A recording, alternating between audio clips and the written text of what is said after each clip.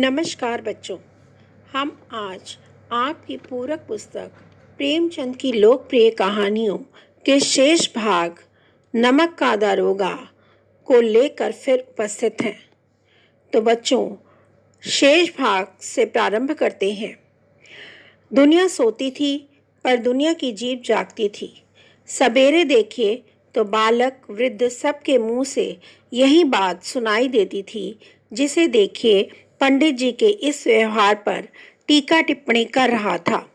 निंदा की बौछारें हो रही थी, मानो संसार में अब पापी का पाप कट गया।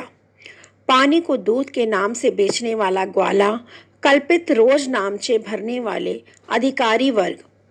रोज नामचे का मतलब होता है बच्चों, जो हिसाब किताब की हमारी पुस्तक या डायरी या रजिस्टर होता है, जिसमें हम रोज का हिसाब लिखते हैं, उसे रोज नामचा कहते हैं।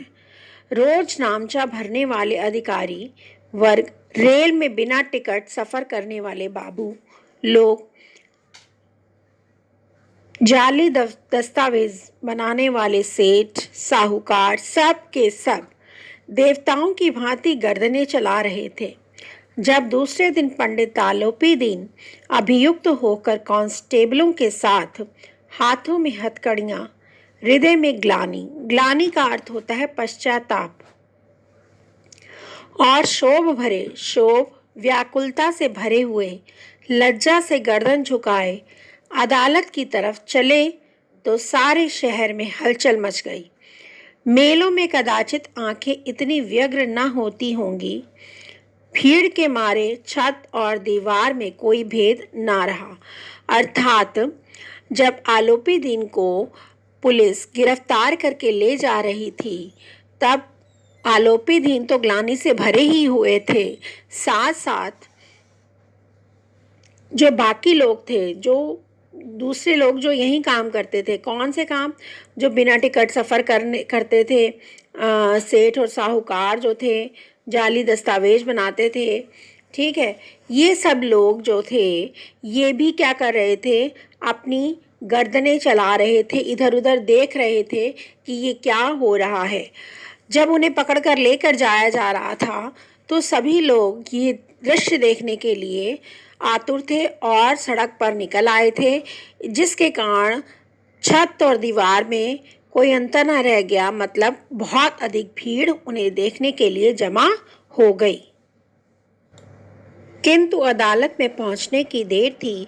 पंडित आलोपी दीन इस अगाध वन के सिंह थे। अगाध का मतलब होता है बच्चों अथाह, ठीक है, अपार, गहरे वन, मतलब इतने बड़े वन के सिंह थे, शेर थे। किंतु उनके अधिकारी वर्ग, उनके भक्त, अमले उनके सेवक, वकील मुख्तार उनके आज्ञापालक, अर्दली, मिस चपरासी तथा चौकीदार तो उनके बिना मोल के गुलाम थे। यानी जितने भी वहाँ पर लोग थे, चपरासी से लेकर जज तक, सभी उनके गुलाम थे। उन्होंने पैसों से सबको खरीद रखा था। उन्हें देखते ही चारों ओर तरफ से लोग दौड़े। सभी लोग विस्मित हो रहे थे, आश्चर्यचकित हो रहे थे। इसलिए नहीं हो रहे थे आश्चर्यचकित कि आलोपी दीन ने क्यों यह कर्म किया, कि इतना उन्होंने खराब काम, अपराध क्यों किया, इसलिए चकित नहीं हो रहे थे, बल्कि इसलिए चकित हो रहे थे कि वो कानून के पंजे में कैसे आ गए, उन्हें गिरफ्तार कैसे कर लिया गया। ऐसा मनुष्य जिसके पास असाध्य साधन करने वाला धन और अनन्य वाचालता हो, जिसके पास बहुत सारा धन हो, वो कानून के पंजे में कैसे आ सकता है? सभी लोग इसलिए आश्चर्यचकित थे। प्रत्येक व्यक्ति उनसे सहानुभूति प्रकट करता था। बड़ी तत्परता से इस आक्रमण को रोकने के निमित्त वकीलों की एक सेना तैयार की गई। न्याय के मैदान में धर्म और धन में युद्ध ठन गया। अंडरलाइन कर लीजिए बच्चों इसको, धर्म और धन में युद्ध ठन गया। यानी धर्म यानी वंशीधर और धन आपका आलोपी दीन, दोनों के बीच युद्ध ठना हुआ था। अब वंशीधर चुपचाप खड़े थे। उनके पास सत्य के सिवा कोई बल न था और ना स्पष्ट भाषण के अतिरिक्त कोई शस्त्र। गवाह तो थे, किंतु लोभ से डामाडोल यानी उन्हें भी धन से खरीद रखा गया था। यहाँ तक कि मुंशी जी को न्याय भी अपनी ओर से कुछ खिंचा हुआ देख पड़ रहा था। यानी मुंशी वंशीधर को लग रहा था कि न्याय यहाँ पर मुझे मिलेगा नहीं। वह न्याय का दरबार तो था, परंतु उसके कर्मचारियों का पक्षपात का नशा चढ़ा हुआ था। किंतु पक्षपात और न्याय का क्या मेल? जहाँ पक्षपात हो वहाँ न्याय की कल्पना भी नहीं की जा सकती। मुकदमा शीघ्र ही समाप्त हो गया। डिप्टी मजिस्ट्रेट ने अपनी तजवीज में इस फैसले में लिखा, पंडित आलोपी दीन के विरुद्ध दिए गए सारे प्रमाण निर्मूल हैं और भ्रमात्मक हैं। निर्मूल मीन्स कोई अर्थ नहीं है उनका, और भ्रमात्मक है, भ्रम उत्पन्न करने वाले हैं। वह एक बड़े भारी आदमी हैं। यह बात कल्पना के बाहर है कि थोड़े से लाभ के लिए वो ऐसा कार्य करें। यद्यपि नमक के दारोगा मुंशी वंशीधर का अधिक दोष नहीं है, लेकिन वह बड़े खेद की बात है कि उसकी उद्दंडता और विचारहीनता के कारण एक भले मानुस को कष्ट उठाना पड़ा। मतलब उल्टा वंशीधर को कहा गया कि उन्होंने सोचा समझा नहीं कुछ भी, और बिना सोचे समझे एक ऐसे व्यक्ति पर इल्ज़ाम लगाया जिसके कारण उन्हें कष्ट सहना पड़ा। हम प्रसन्न हैं, वह अपने काम के प्रति सजग हैं, सचेत हैं, किंतु नमक के मुकदमे की बढ़ी हुई नमक हलाली ने उनके विवेक और बुद्धि को भ्रष्ट कर दिया। भविष्य में उसे होशियार रहना चाहिए। यानी जज ने ये तजवीज़ दी कि मुंशी वंशीधर को भविष्य में अपने काम के प्रति सजग रहना पड़ेगा, उन्हें होशियारी से काम करना पड़ेगा। ऐसे किसी ईमानदार व्यक्ति के ऊपर वो भविष्य में इस तरह का दोषारोपण नहीं करेंगे। वकीलों ने यह फैसला सुना और उछल पड़े। यानी आलोपी दीन को जो अदालत थी वहाँ से बरी कर दिया गया, छोड़ दिया गया। पंडित आलोपी दीन मुस्कुराते हुए बाहर निकले। स्वजन जितने उनके अपने लोग थे, बांधवों ने, भाई बंधुओं ने रुपए लुटाए। मतलब खुशी के कारण उन्होंने नोटों की बौछार की और उदारता का सागर उमड़ पड़ा। यानी बहुत से नोट लुटाए उन्होंने और उसकी लहरों ने अदालत की नींव को हिला कर रख दिया। जब वंशीधर बाहर निकले तो चारों ओर से उन पर व्यंग बाणों की वर्षा होने लगी। यानी लोगों ने उनसे अनेक कटु वाक्य कहे, उल्टा सीधा बोलना शुरू कर दिया। यद्यपि चपरासियों ने झुक झुक कर सलाम किए। एक एक कटु वाक्य, एक एक संकेत उनकी गर्वाग्नि को प्रज्वलित कर रहा था। कदाचित इस मुकदमे में सफल होकर वह इस तरह अकड़ते हुए न चलते। आज उन्हें संसार का एक खेदजनक मीन्स दुखपूर्ण विचित्र अनुभव हुआ था। न्याय और विद्वत्ता, लंबी चौड़ी उपाधियां, बड़ी बड़ी दाढ़ियां और ढीले चोंगे एक भी सच्चे आदर के पात्र नहीं हैं। मुंशीधर समझ गए कि अब ये जो बड़े बड़े जितने भी संसार में व्यक्ति हैं, ये वास्तव में आदर के पात्र नहीं होते हैं। वंशीधर ने धन से बैर मोल लिया था। धन यानी आलोपी दीन। उसका मूल्य चुकाना अनिवार्य था। कठिनता से एक सप्ताह बीता होगा, मुअत्तली का परवाना आ गया। मुअत्तली बच्चों ट्रांसफ़र, यानी सरकार की तरफ से उनका ट्रांसफ़र कर दिया गया। कार्यपरायणता का दंड मिला।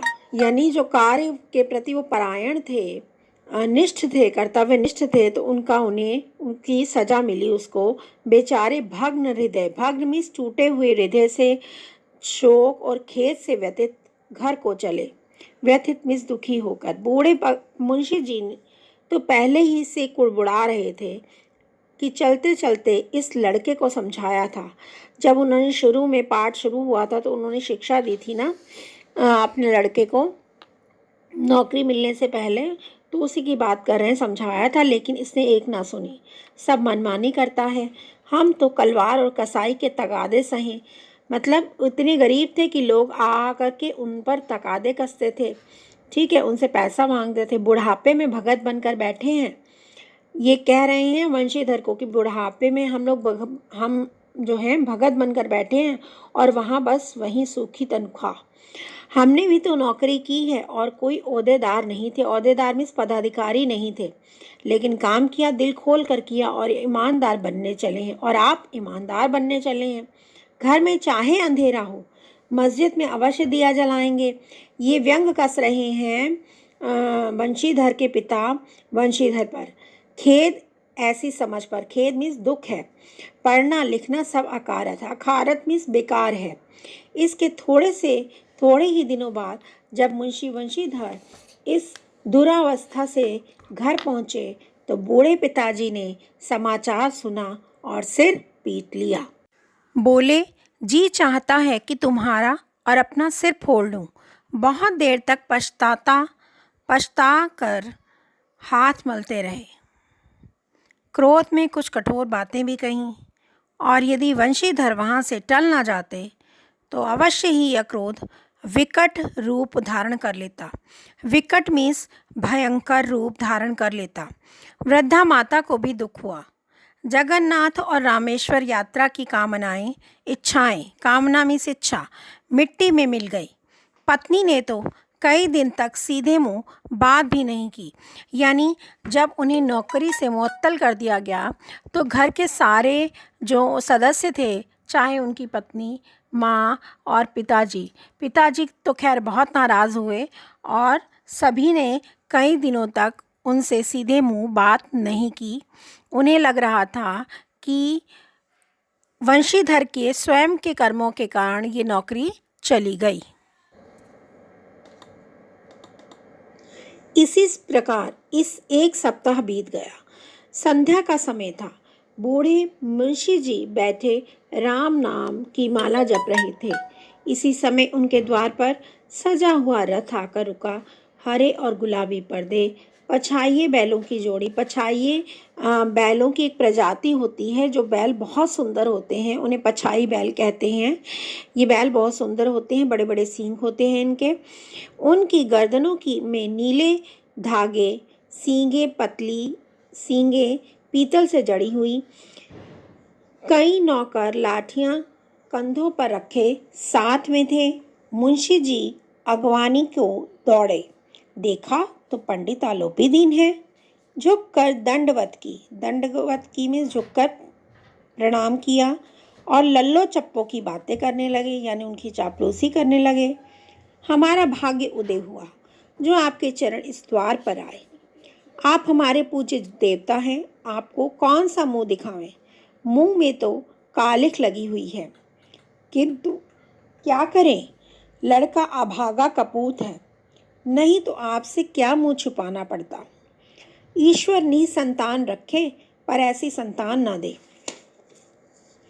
आलोपी दीन ने कहा, नहीं भाई साहब, ऐसा ना कहिए। मुंशी जी ने चकित होकर कहा, ऐसी संतान को और क्या कह दूं। आलोपी दीन ने वात्सल्यपूर्ण स्वर में कहा, कुल तिलक और पुरुषों की कीर्ति उज्जवल करने वाले संसार में ऐसे कितने धर्मपरायण मनुष्य हैं जो धर्म पर अपना सब कुछ अर्पण कर सकें। जो वंशीधर हैं बच्चों, यहाँ पर उनके पिता जो हैं वंशीधर की इस कृत्य से बहुत परेशान हुए हैं और दुखी थे कि उनको नौकरी से मुअत्तल कर दिया गया।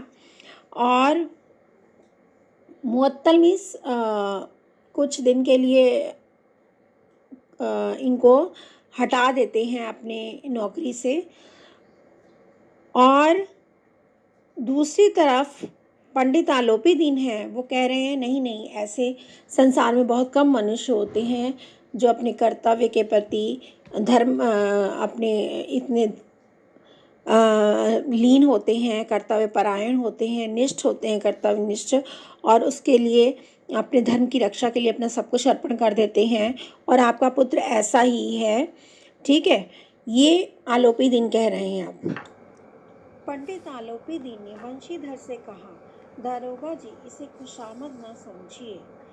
खुशामद करने के लिए मुझे इतना कष्ट उठाने की ज़रूरत ना थी। उस रात को आपने अपने अधिकार बल से मुझे अपनी हिरासत में लिया था, किंतु आज मैं स्वयं से आपकी हिरासत में आया हूँ।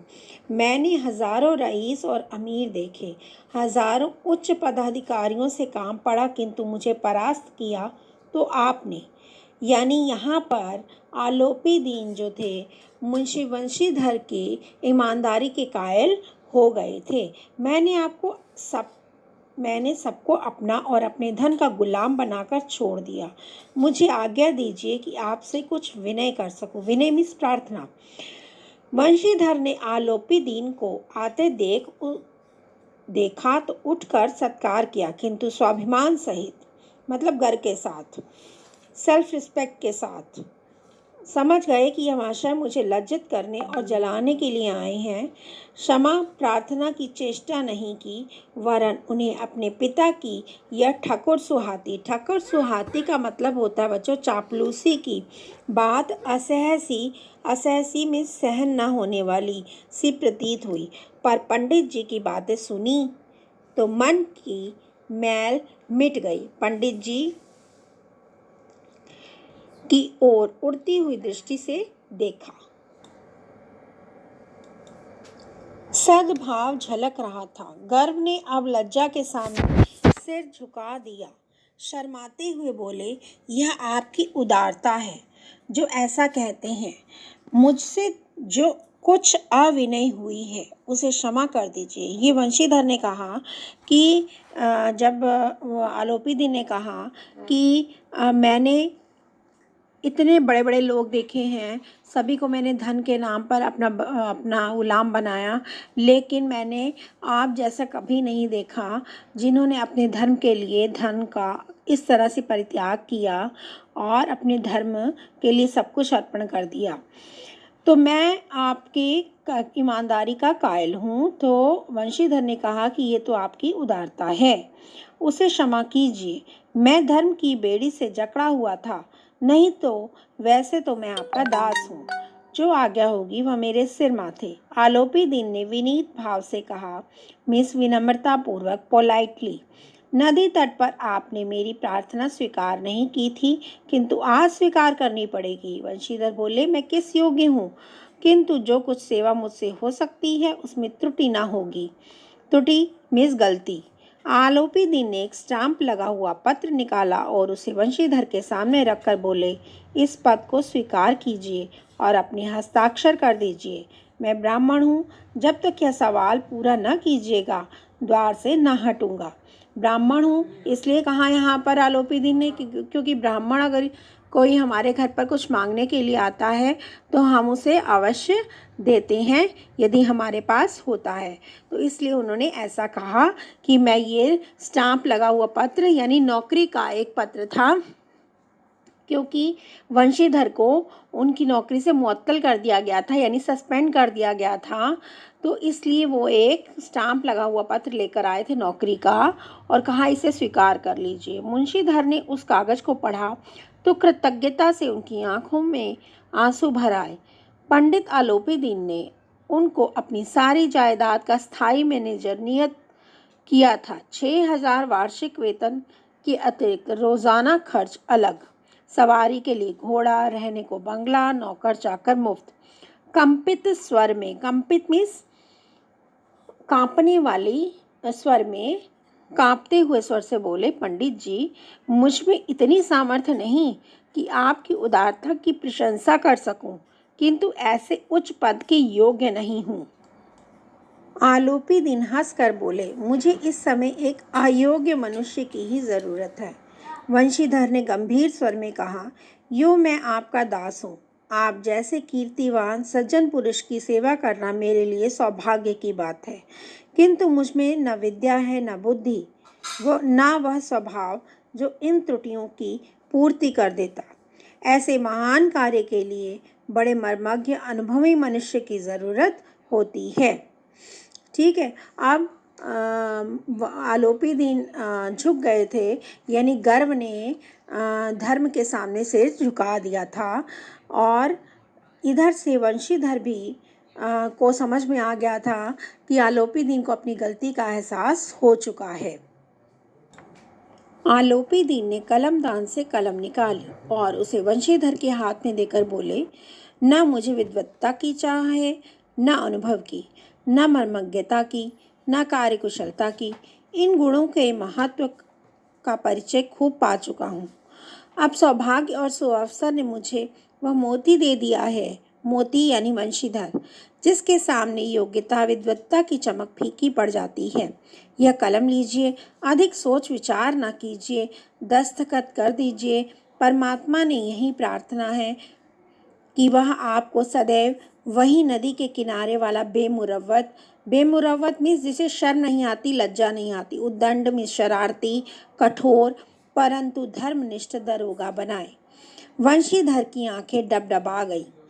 हृदय में संकुचित पात्र में इतना एहसान न समा सका। एक बार फिर पंडित जी की ओर भक्ति और श्रद्धा से देखा और कांपते हुए हाथ से मैनेजरी के कागज पर हस्ताक्षर कर दिए। आलोपी दीन ने प्रफुल्लित होकर उन्हें गले से लगा लिया। तो बच्चों, यहाँ पर जो कहानी है वो समाप्त हो जाती है और आपको यह समझ में आ गया होगा, यद्यपि धन ने धर्म को पराजित कर दिया था अदालत में, ठीक है, लेकिन यानी आलोपी दीन ने वंशीधर को पराजित कर दिया और उनकी मुअत्तली का परवाना आ गया। मुअत्तली में उनको सस्पेंड कर दिया गया अपनी नौकरी से।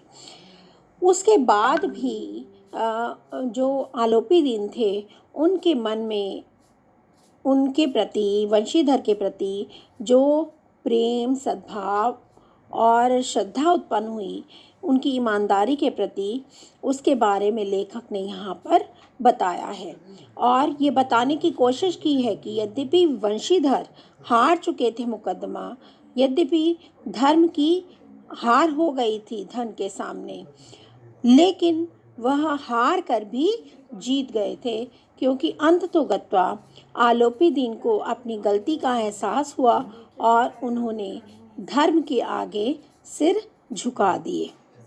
तो बच्चों, ये कहानी यहीं समाप्त होती है। उम्मीद है कहानी आपको अच्छी तरह समझ में आ गई होगी। कहानी का पहला पार्ट यानी पाठ का प्रारंभ जो है वीडियो, उसके लिए पार्ट 1 में आप पढ़ सकते हैं और कहानी का शेष भाग यहाँ मैंने अच्छी तरह से एक्सप्लेन कर दिया है। आशा है आपको समझ में आ गया होगा। अगले पार्ट के साथ हम फिर मिलेंगे, तब तक हम आपसे विदा लेते हैं। धन्यवाद।